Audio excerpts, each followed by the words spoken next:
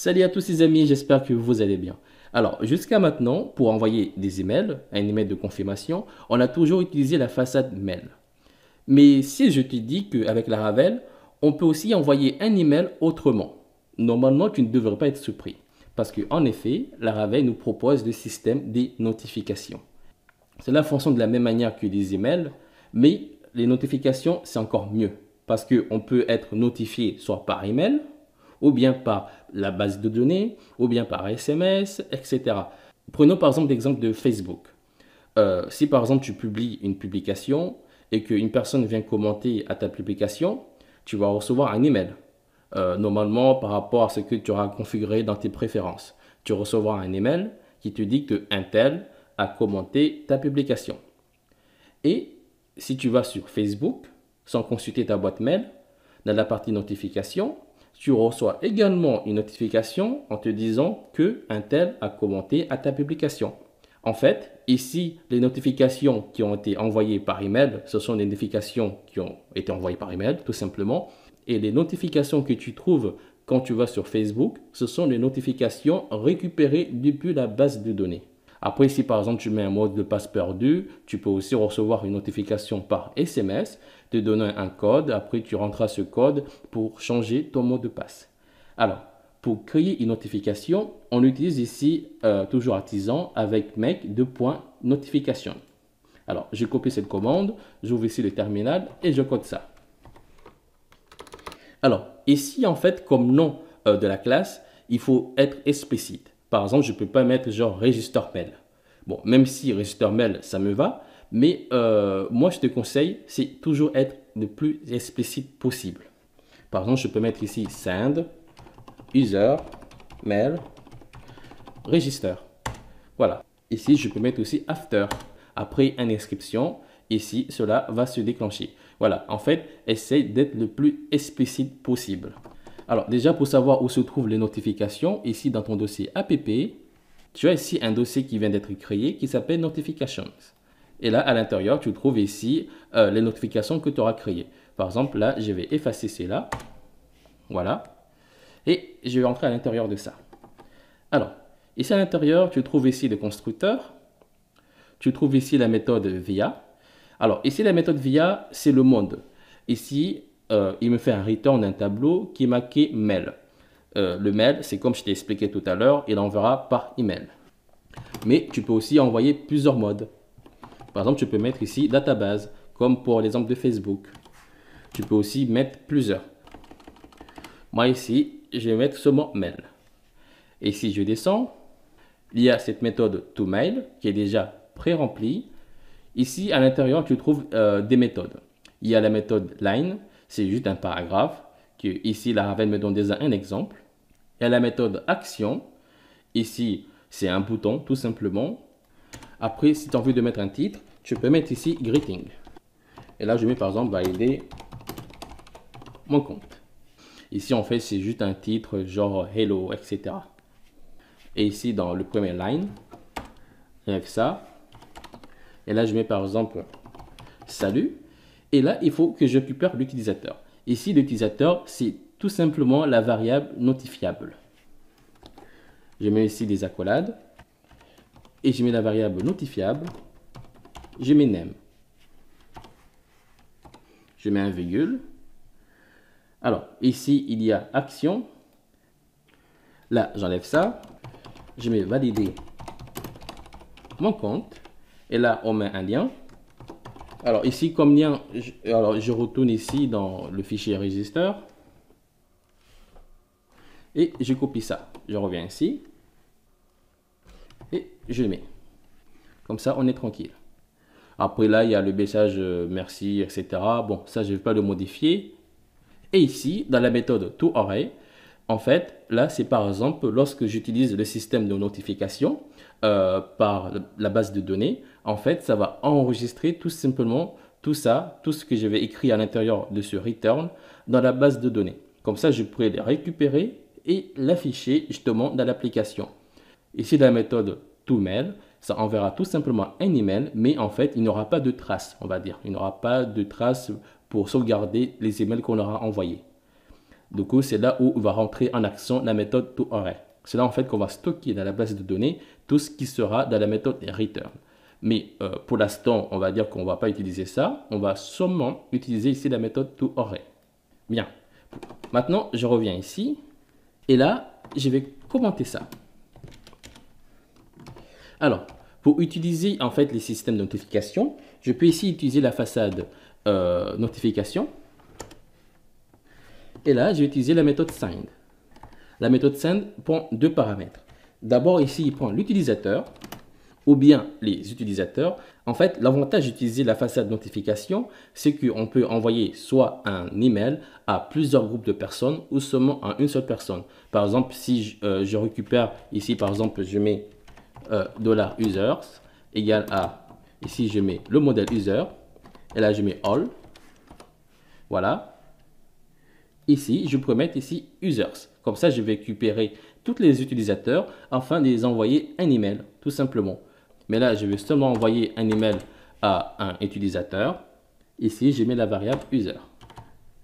Et en second paramètre, je vais simplement ici instancier la méthode sendUserMail.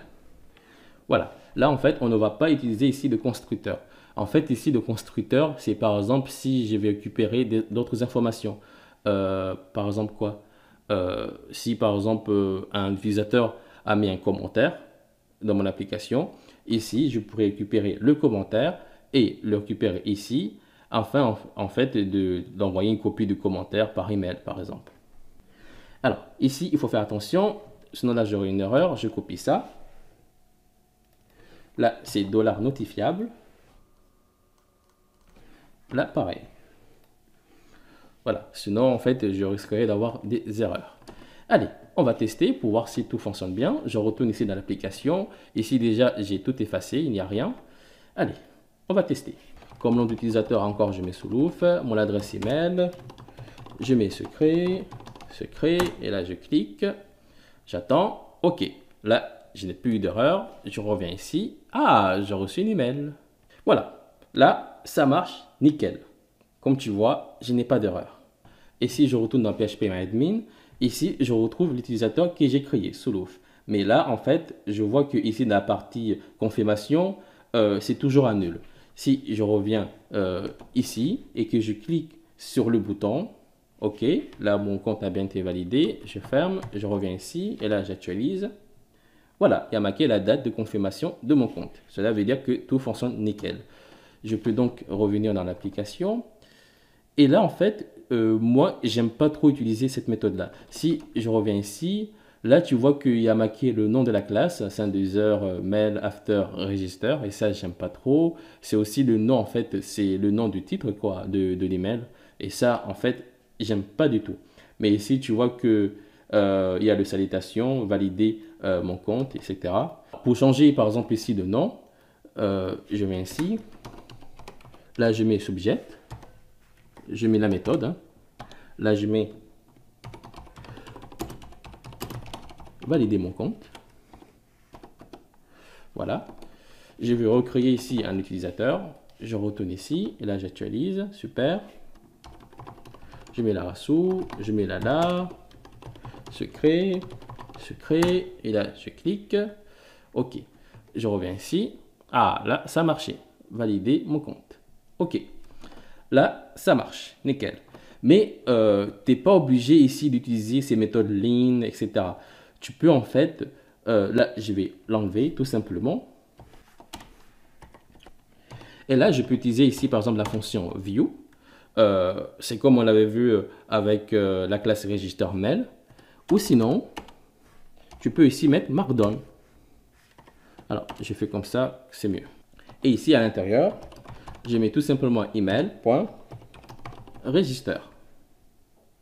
Voilà, je vais réutiliser tout simplement ici le fichier register. Mais attention, il faudrait que je lui envoie à l'utilisateur. Et dans ce tableau, je mets user qui sera égal ici à $notifiable. Après, tu peux aussi l'envoyer d'autres choses. Par exemple, ici, je peux mettre un from. Et là, je mets mon adresse email.